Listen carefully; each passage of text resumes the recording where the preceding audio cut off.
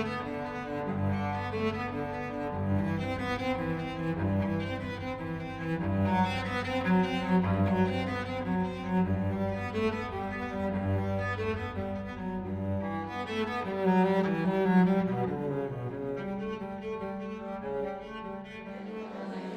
you all for being here. This is a wonderful crowd. I want to welcome you all. I'm Janie Cohen. I direct the Fleming Museum. And we're thrilled to have with us today Anthony Grudin, one of our own from the Department of Art and Art History, as many of you know. Anthony earned his master's and his PhD from the University of California, Berkeley, where he was a multi-year Jacob K. Javits Scholar.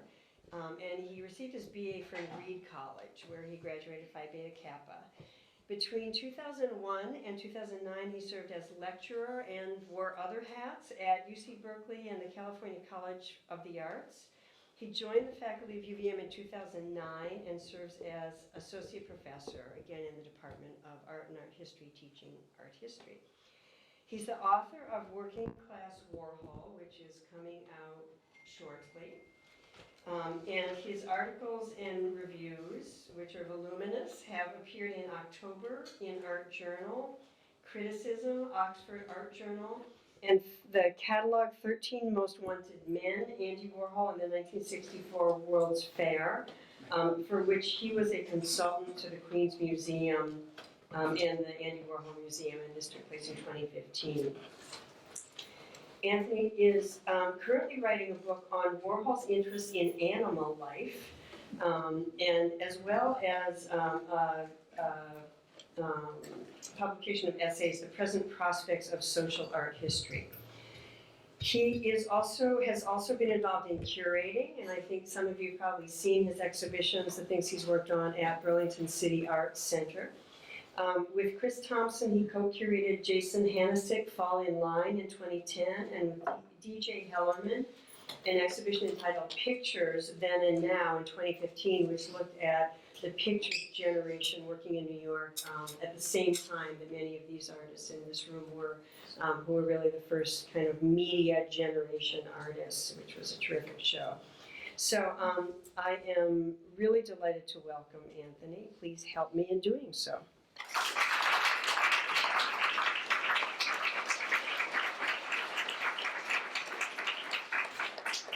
Thank you, Janie. Thanks to all of you for coming out today. I'm really touched. I'm truly touched to see this many people come to my lecture today. I've done this a few other times, and usually it's a couple dozen, and this is a big jump. I've also been out of commission. This is the first time I've spoken in public in 9 months because I was on paternity leave last spring, and I'm on sabbatical now. So I've had a long break from teaching. I haven't even set foot into a regular classroom. So this is kind of jumping back in the water, right? I'm going to see what I can do. Is it possible to turn the main lights down and just have the screen? Well, today I'm going to be reading the catalog essay that I wrote for the catalog for this wonderful exhibition that's available to you now here at the Fleming. Janie asked me to write on the works that were lent by John Killick, who's an alum of UVM and also now a truly prolific and really impressive film producer. He worked for over a decade with Spike Lee, producing Spike Lee's movies. And he worked and made movies with Julian Schnabel, whose work I'll be talking about a bit in this lecture.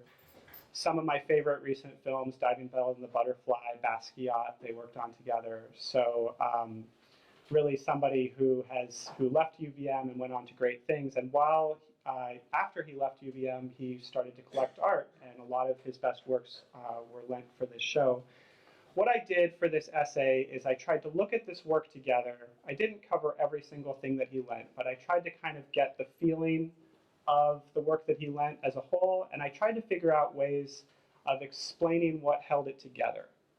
Why would one person collect all of this work? Why does all of this work really speak to a moment in American history? What does it say about that moment in American history? Those are the types of questions I wanted to answer with this essay.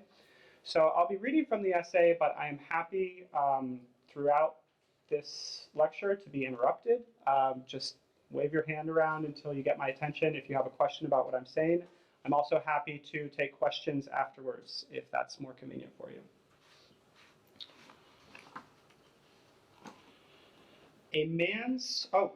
Gotta tell you about the title. Our lives are valuable too. I wrote this during the month when David Bowie died. So this is a quote from David Bowie's song Fantastic Voyager, which is on the album Lodger, which conveniently was distributed in 1979, around about the time that a lot of these works were made. So for me, Bowie is very much a presence alongside the artists here. He was friends with a number of them, or at least close friends with, not friends exactly, but interestingly acquainted with Warhol, acquainted with some of the other artists, so he's somebody to think about too. A man's face in brown crayon, one eye barred and mouth agape, with a chain link fence for teeth. An artist in smudged makeup confronting her own camera with hooded eyes and jutting chin. A spectral electric chair, gracelessly silkscreened over wide swaths of tawdry paint. A woman alone in a Times Square bar, overseen by the dilapidated bus of obsolete movie stars, nursing a drink and a pack of Winstons. What might these strange and divergent images have in common? And how might they speak to a moment of 20th century American cultural and intellectual history? Two intellectual ideas from the 80s come to mind immediately in the face of these works: the death of the subject and the end of history. These images seem to herald a new world in which traditional assumptions regarding personal identity and geopolitical change were coming to seem stale and outdated. Subjectivities were becoming performative rather than stable. In other words, people started to think of themselves as acting themselves rather than being themselves. Maps, nations, and ideologies seem to be evaporating into a single globalized world system. History might become as inconsequential as a haphazard string of metonymically related words, some of them trademarked, others stricken through, as in Basquiat's untitled list. In a world without subjects or history, perhaps art would become truly egalitarian, in other words, completely democratic. And everyone would finally have access to creative production and reception. The era, as Frederick Jameson called it, of geniuses, prophets, great writers, and demiurges might be coming to an end. The idea I'm proposing here is that people started to think at this moment that the old hierarchies that had governed the world in general and art in particular might be becoming obsolete. And I think the artists that we're looking at are going to be responding to that. Although they sound similar in their original formulations, the death of the subject and the end of history expressed profoundly different worldviews. The end of history was used by thinkers like Francis Fukuyama to describe what they saw as, quote, the end point of mankind's ideological evolution, the comprehensive victory of capitalism as a socioeconomic structure. The end of history was thus a deeply triumphalist idea that has since come to seem embarrassingly premature, particularly in the face of internationally burgeoning resistance movements and the ecological catastrophe brought on by unfettered neoliberal expansion. The idea of the death of the subject is commonly traced back to Michel Foucault, and more specifically to the memorable image that closed the order of things, the concept of man being, quote, erased like a face drawn in sand at the edge of the sea. Unlike Fukuyama, however, Foucault avoided triumphalism. His goal was not to deny the existence of subjectivity, but to trace and investigate its historical construction. In so doing, Foucault hoped to clear the way for new ways of thinking, quote, the possibility of no longer being, doing, or thinking what we are, do, or think. This ambitiously radical project was, however, frequently oversimplified by American interpreters. In their hands, Foucault's critique of subjectivity became as simplistic as Fukuyama's critique of history. Since these works by Grudin, Longo, Basquiat, Warhol, Sherman, and Schnabel seem to take up these familiar tropes, the crucial question becomes, do they merely regurgitate them as facile slogans, no more history, no more subjects? Or do they sometimes manage to convey their deeper complexities and tensions? I'll kind of try to sum this up a little bit. I believe that a lot of the works that we see in the Killick section of the show are interested in the problems of the death of the subject and the end of history. That's kind of my starting point. A lot of people were interested in those questions in the 80s. My questions are how these artists respond to those questions in their work. Do they just kind of take those questions or those statements and just run with them and shout from the rooftops that there are no more subjects, there's no more history? It's possible to look at this Basquiat work and say that that's what he's doing, right? He doesn't believe in history anymore. He doesn't believe in subjects. Art is just a list of words. It's that simple. There's not really much more to it anymore. But it's also possible, I think, when you look at Basquiat, to see him thinking more deeply about these questions, not just kind of taking up the slogans, but actually questioning them. On first glance, it would be difficult to find two more appropriate icons for Fukuyama's end of history thesis than Basquiat's list of Western words and Warhol's silkscreened portrait of Chairman Mao. In each case, these images seem to emphasize the inaccessibility of the historical material they reference, its conversion from experience or memory into mere verbal or visual signs. It seems like these artists are saying that they can't access history anymore. When Basquiat makes a list of words that have to do with the American West, it's like he's just free associating, right? He no longer can paint a picture of the American West. He no longer can tell us a story about the American West. All he can do is give us a list of words, it seems. Similarly for Warhol, when he thinks about Chairman Mao, it seems that all he can do is print this ultimately very simple, mechanical image of Mao over and over and over again. Notice this is a wallpaper. The image doesn't seem to tell us much about Chairman Mao. It's neither critical nor celebratory. It seems very blank and empty. And maybe that's Warhol's point, that history is unavailable to him. There's nothing he can say about it as an artist. And yet, in Warhol and Basquiat, these distancing gestures are always imbued with a pathos that would have made Fukuyama uncomfortable. These artists yearn for alternate worlds, alternate social structures, alternate histories, but they find them difficult to achieve artistically. Their styles are pervaded by awkwardness and incompletion, shaky lettering, and uneven printing.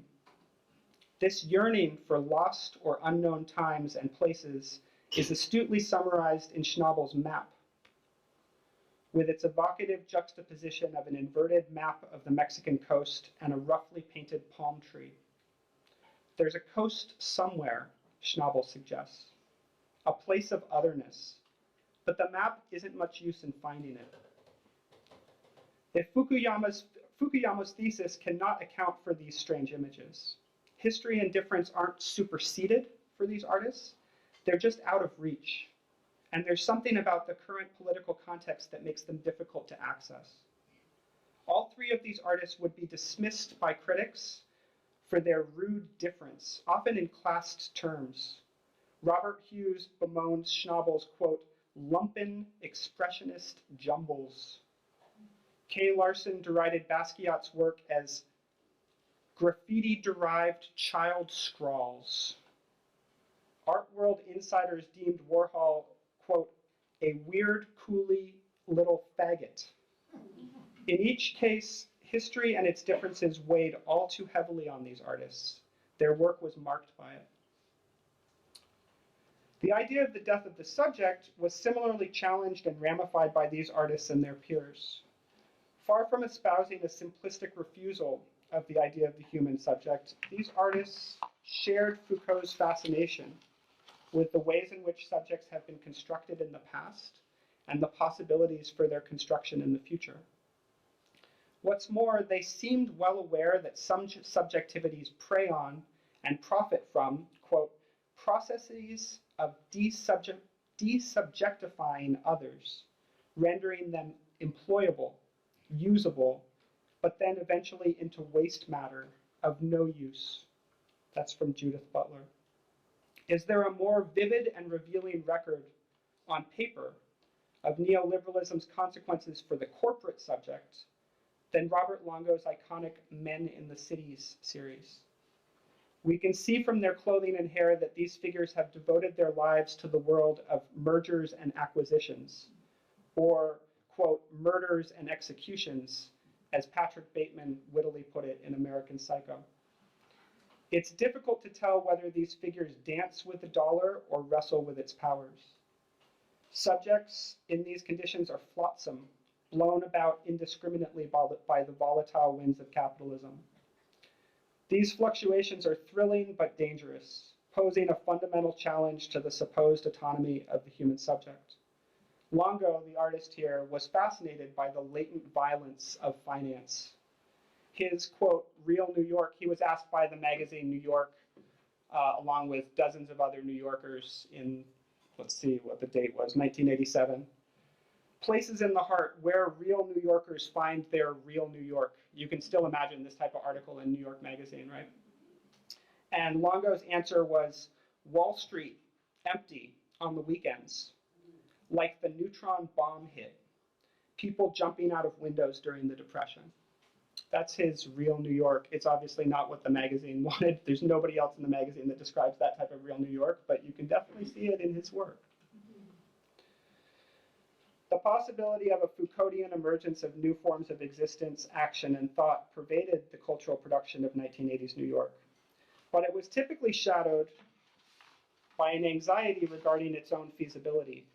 Yes, these works seem to announce new forms of queer, black, female, intoxicated thought and action are on the horizon. Yes, we find them enticing, and so do many others. But these new possibilities were by no means easily realized, even in art. Cindy Sherman's experimental self-portraiture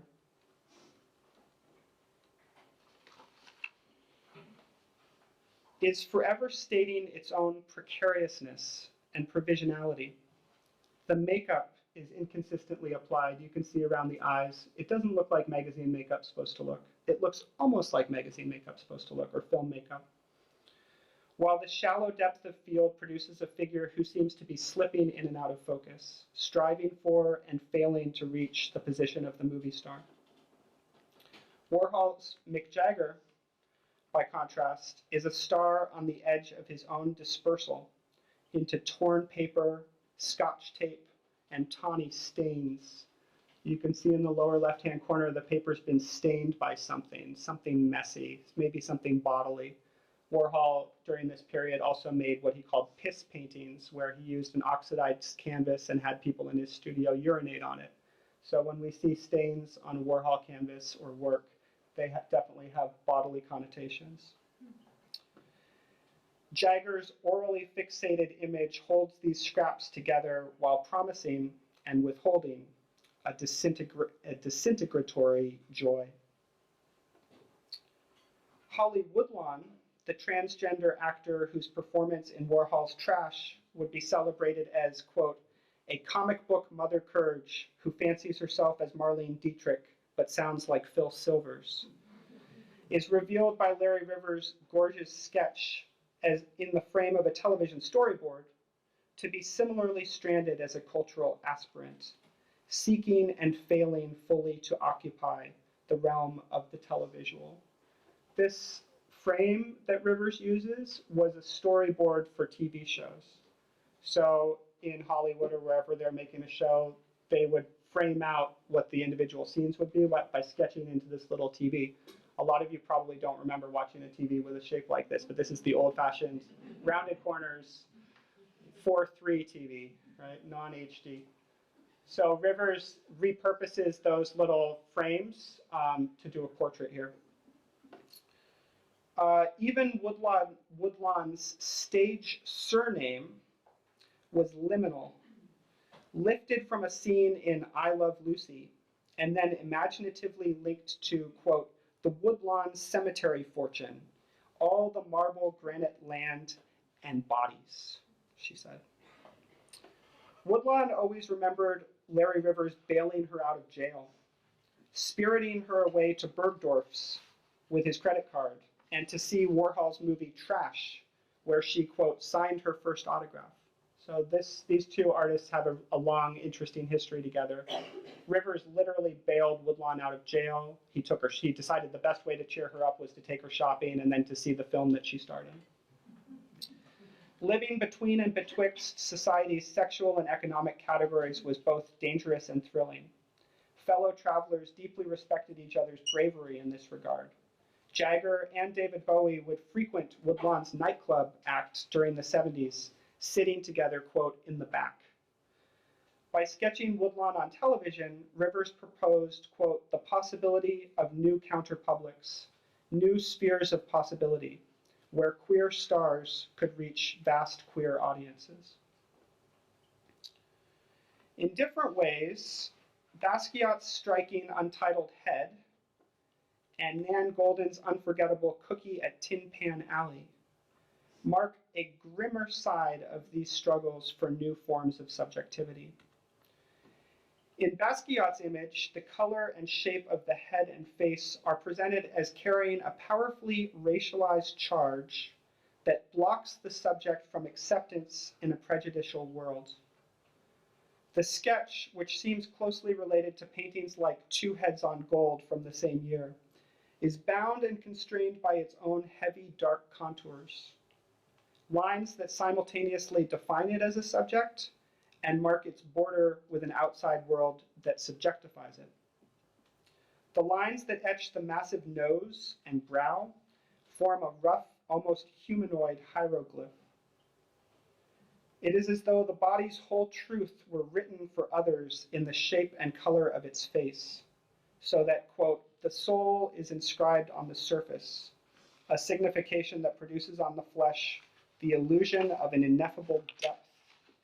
That's Judith Butler again. The head's ears and eyes stand revealed as traumatized organs, bloodshot, asymmetrical, pulsing or ringed with red pain. Far from being dead or liberated, this subject is thus presented as hypersubjectified, painfully well-defined by others, painfully aware of their prejudices.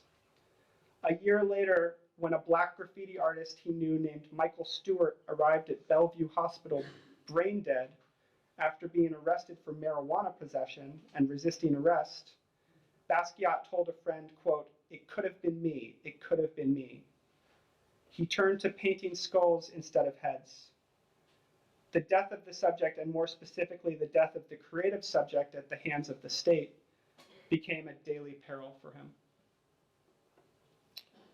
Nan Goldin's haunting portrait of Cookie Mueller records a similarly precarious creative subjectivity. In 1983, when this photograph was taken, Mueller would have been mourning the death of her friend Gordon Stevenson, a filmmaker who had succumbed to AIDS the previous year. Mueller and her husband, the artist Vittorio Scarpati, would die of AIDS in 1989. So 6 years after this is taken. Already in the early 80s, Mueller and Stevenson read AIDS as a form of brutal subjectification, a punishment inscribed on bodies, quote, for being free thinkers, freedom fighters, for being different. Through their apathetic response to the AIDS crisis, governmental agencies effectively punished these communities, quote, rendering certain affective bonds valuable and others nationally irrelevant or threatening. For Goldin, Mueller was the center of these social and affective bonds. Goldin called Mueller the mother of the tribe. Facing the deaths of real subjects, the suppression and possible ending of their histories, Goldin hoped that her slideshows could begin to resuscitate and memorialize their subjects. Against the backdrop of a hostile world, photography was intended as a method of survival, a way of building a family, that could be, quote, stronger than blood family bonds because the family was bonded by sensibilities, political views, aesthetics, sense of humor, and shared history. I just have to stop and say I love that idea, right? Grudin thinks that she can use photography to build families that are more families than blood families, because they're families of people who share things that are potentially deeper than just blood or genetics. They're families of people who share sensibilities. It turns out that when these artists engaged the death of the subject and the end of history in their work, they did so in unusually nuanced and personal ways. Ultimately, the reasons for this are not far to seek. History and the subject were both directly under threat in New York during the 80s, as, quote, the global biopolitical administration of life and death was being reinvented. But these threats were in no way abstract or post-historical. They were faced by real bodies with histories and subjectivities of their own. Art, even in the unfamiliar guises of snapshots, graffiti paintings, and slapdash screen prints, offered possibilities for recording and disseminating these confrontations. That is the end of my lecture. I'm happy to do questions.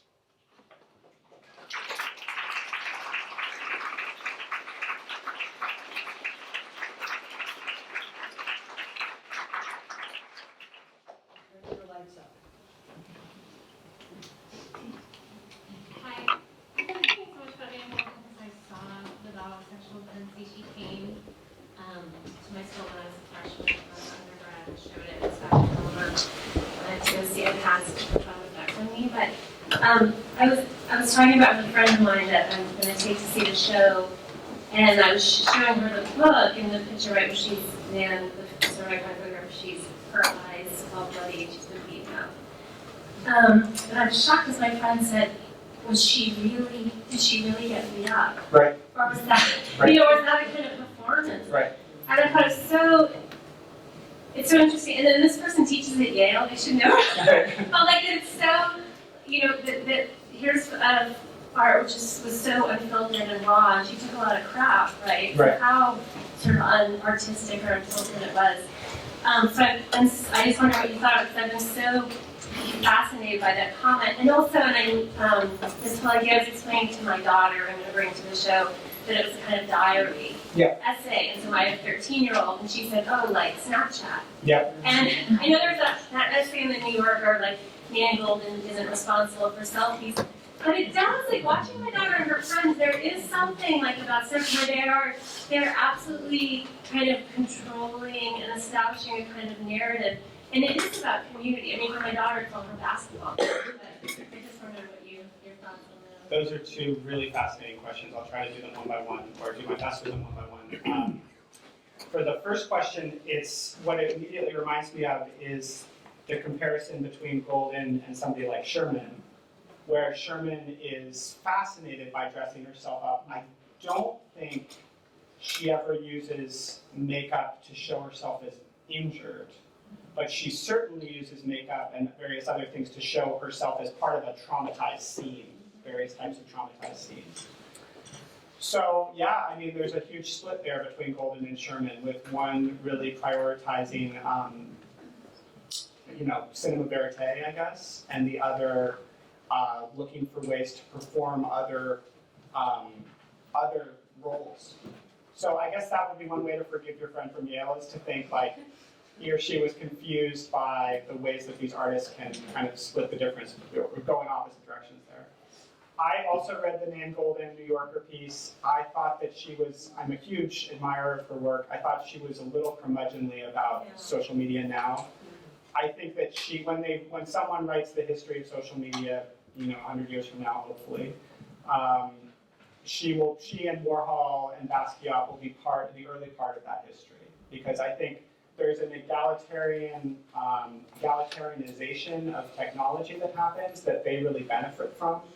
Everybody can afford to make things and show them to other people during this period. Even the idea of her slideshow is something that would have been very difficult and expensive for somebody to do 10 years earlier, and she can do on the cheap when she does it.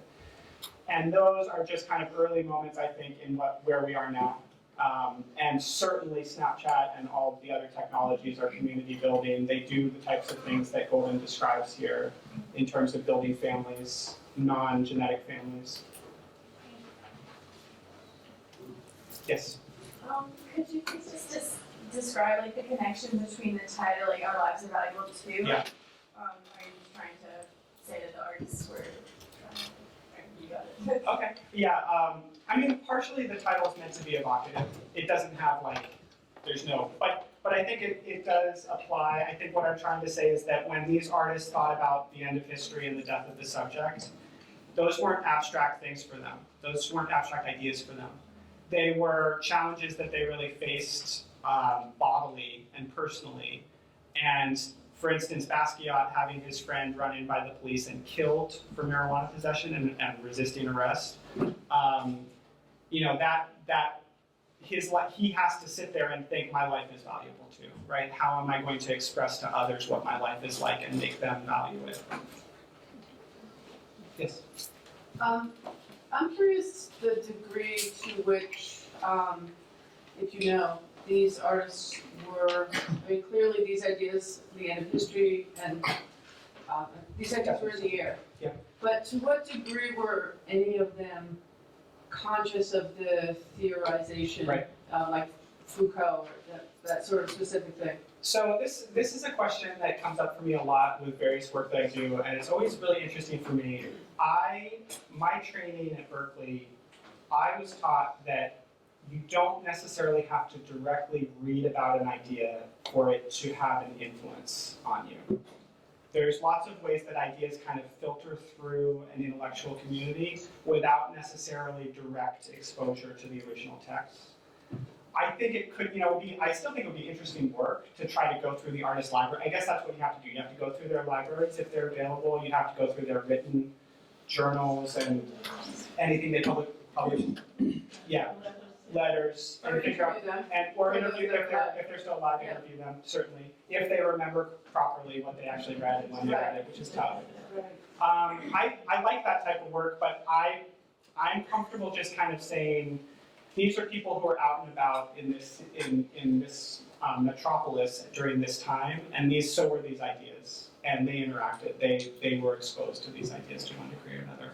And you know what? Even if the artist wasn't personally exposed, their audiences were, and so the reception of the work was colored by these ideas as well. Yes. And people like Foucault were out and about. Yes. Instead of left here. Yes. He was in Berkeley. Yeah. He wanted to be part of an intellectual community. He was meeting people and talking to people. Yeah. Yes. Can you say a word about the AIDS epidemic and these people's awareness and the influence on the whole community there? That's what I tried to do at the end of the talk, talking about the Golden piece. I think the Golden piece, it's easier to talk about than with some of the other artists. Unfortunately, and this is, since I can't say I'm a fan of Warhol's, but I spend a lot of time thinking about him. His response to the AIDS crisis was not admirable. He was terrified. He didn't think of it in a very scientific or objective way. He thought of it essentially as kind of an epidemic that he could catch if he sat too close to somebody. He wouldn't visit his friends in the hospital for fear of catching AIDS from them. He had been a hypochondriac previously, so it's not as though this is just about AIDS, but yeah, it's not an admirable response. With somebody like Basquiat, I haven't come across. I know that he had friends with AIDS, and I know that it was part of his world, but I haven't come across direct responses from him. One thing I feel like we haven't, or that you didn't really address, is that while the death of the subject as maybe a sort of a kind of thing that these artists were dealing with and may or may not have been aware of to some extent philosophically in their work, there's this sort of odd contradiction with what the media at the time was dealing with, which is like the craze of particularly an artist like Basquiat, Yes. who especially as a young Black American, he was sensationalized Yes. beyond like Yep. any other artist at the time, and like overnight. And there were a lot of moments, like if you watch the documentary, which I'm sure you have to read, Child, where they're like, describing him as a furious worker. He was so focused. And interviewers were like, people say you're down in this basement studio for days at a time. They say that you're almost treated like a slave by your gallery and your manager. And how do you respond to that? And he goes, well, if I was just a white artist, they would say I'm just a really good worker. But because I'm a young Black artist, I'm a slave. Yeah. So, well, why are you interviewing me right now? Like this is, so there's this kind of absurd like energy surrounding this artist in particular. Warhol, I think, was at a similar status. Meanwhile, their art is pulling away from the subject. Warhol painted an electric chair that symbolizes death without the death. So it's kind of a paradox. I feel Yes. like. Another really great point, and that's really the next twist in the argument. I make it in a different essay about the pictures generation, which I think is also really interested in this kind of de-hierarchization of art, depersonalization of art. However, like the artist that you're mentioning, it's a movement that's really built on turning artists into celebrities and having individual names, and anything that Cindy Sherman touches, anything she clicks is a Cindy Sherman and is immensely important and valuable. And there's a real contradiction there. It's essentially a contradiction between the artists and their interest and what the market does to the artists and their interests. But of course, they are, to some degree, they collaborate with the market when their work enters it. There have been artists who have resisted that better than these artists have. So yes, absolutely, what you're saying is really important. Yes. I think it's important for our delighted, thank you for your excellent lecture and to many bright young students here today, but also it's heartwarming to put it perhaps in perspective within a generation. Like I'm a product, I suppose, of the Depression, World War II, the Vietnam War, Korean War, all these sorts of things, just as this 80s period I was quite familiar with. I have the Larry Rivers you see there. But somehow, listening to your lecture, I felt that the artists which you exemplified all had one common denominator: extremely selfishly self-indulgent. And then I looked at this, of course, one reason I chose it is because even though she probably has just one red corpuscle, but there's an exuberance, there's a life, I think of Truman Capote, I know this is a cliche, I think of Breakfast at Tiffany's. There was another side of New York in the 80s, which I think you, ignored this evening, and that other, and I think of the happiness or the joy of discovering, say, Warhol, and then I think he in particular, his vision, his range was so much broader than this angst this evening. I mean, this is sort of like 1930s Berlin here. Chalk on my face. It was a brilliant essay, but I just feel for the students, they need to put it in perspective that all these periods which I've lived through, each one has had its own unique literature, its own unique art, its own unique culture, its own unique social mores. If you were to do a chart here on the wall. Yes. And I think this is very important to put it in perspective. It wasn't just this isolated little element in New York in the 80s. Through our history, we've had these aberrations, if you will, or we've had these evolutions. And this is just one step in this whole wonderful world of art that we have. So I don't think we need to overemphasize it. I think it needs to be put in perspective. Sure. Yeah, for me, my task for the essay was really specific. I was supposed to take just these works from Killick. And I did notice, I have to say, I take your point absolutely that New York had certainly millions of moments of joy, that joy was a large part of the city during the 80s. There's no way I could take this work or take this lecture and say, this is what defined New York in the 80s. That would be ridiculous. And I don't want to give anybody that impression. But when I looked around Killick's work, I was struck by a tone of angst. You walk around and it's There's not a lot of joy on his walls, and that was what I was trying to address in the essay, but that's just one apartment in New York, so, yeah. Jane? I also just want to add a little background on Hilt's collection. So he came up as a young producer at the same time that these artists were beginning or just kind of coming to the scene. And the collection, he had help in putting together the collection by Julian Schnabel, who had been a close part of this group. So I think, Schnabel probably did not have the perspective on it that, say if he had hired an art advisor to help him put together a collection. Schnabel was part of it. So I think I think you're right, Brooks, and Anthony, it's a very specific look at the time, and it still carries the emotion really intensely. And I felt that too. It's very interesting. Yes. You had mentioned with Basquiat's list that he felt that there is no more, I believe, art that can define the West, that it had almost died. Do you personally feel the same way? I know that part of the lecture I think was a bit, what I was trying to say was, it seems as though all he's saying is, we can't make paintings anymore. There used to be these artists who could paint us an evocative picture of the American West.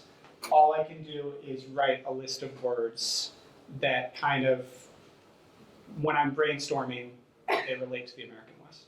And that seems like a huge loss. But I guess what I'm trying to say is that for him, that loss is not just an abstract loss. It's not as though he's saying, well, this happened, nobody will ever be able to do this again because that's how art is. It's a challenge, it's related to challenges that he faced as an artist and a person in New York at the time. And that's all I'm trying to lay out there. Do I personally feel that it's impossible to paint images of the American West anymore? I certainly don't feel that way. But that probably has a lot to do with it probably has a lot to do with how relatively secure my life is compared to how relatively insecure Basquiat's life was. Why did he cross Moscow out? I don't know. It's fascinating with him. I mean, what really needs to happen with Basquiat is a scholar needs to actually dig in deeply to his specific words, because he's very, his words are really interesting and careful. There's one scholar working on Basquiat right now named Jennifer Rodriguez, and if you go through the UVM Library's JSTOR system, you can get her essay on Basquiat, and she gets pretty specific about his work and really impressive work by her. Any other questions? I just want to say, are you future art historians out there? Yeah, totally. Yeah, Basquiat would be a great person to look at. Anybody? One last question? Thank you so much for the question.